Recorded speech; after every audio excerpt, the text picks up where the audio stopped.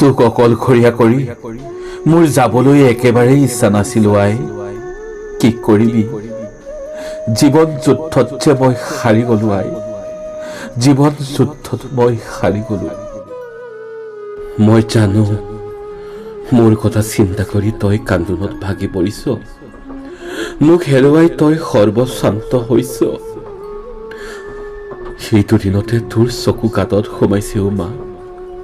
মা তই নেকান্দিবিচোন, তই কান্দিলে যে মই শান্তিত থাকিব নোৱাৰিম। মই তোৰ বুকুৰ মাজৰ পৰা আঁতৰি আহি তোক বহুত কষ্ট দিছো ন মা, কিন্তু কি কৰিবি মা, নিষ্ঠুৰ নিয়তিয়ে তোৰ সকলো সুখ কাঢ়ি নিলেও। মোৰ বাবে যে কিমানে প্ৰাৰ্থনা কৰিছিল, সেই সকলোবোৰ ব্যৰ্থ হল। কিমান যে সপোন দেখিছিলো মই, মোৰ সেই সপোন আধাতেই মৰহি গলো মা।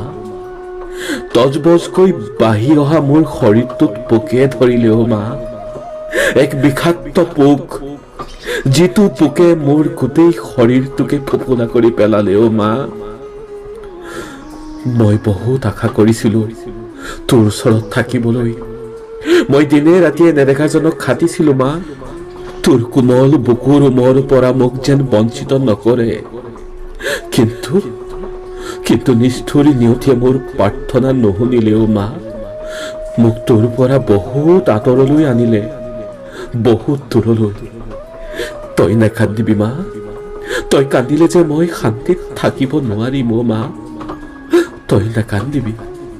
এয়া যে মোৰ এই দুৰ্ভাগ্য, জীৱনটো আৰম্ভ কৰিছিলোহে মাত্ৰ, মই নজনাকৈয়ে মোৰ জীৱনৰ অন্তিমটো দিন লিখিলে অ আই। তোক এনেদৰে অকলশৰে এৰি বৰ কষ্ট পাইছো আই।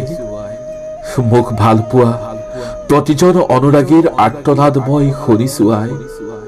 মই যে শুনিও একো কৰিব পৰা নাই, মাত্ৰ নীৰৱে আছো, মাত্ৰ নীৰৱে মোৰ ভাগ্যক দুখিছো।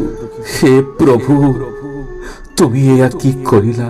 কিয় কিয় এগৰাকী মাতৃৰ বুকু সুদা কৰি তুমি মোক লৈ গলা? কি দুখ আছিল মোৰ, কি দুখত আজি মই এই শাস্তি পালো। মোৰ সপোন আশা সকলোবোৰ মোৰ আধাতেই মৰহি গল। কিয় তুমি ইমান নিষ্ঠুৰ হলা প্ৰভু? কিয়?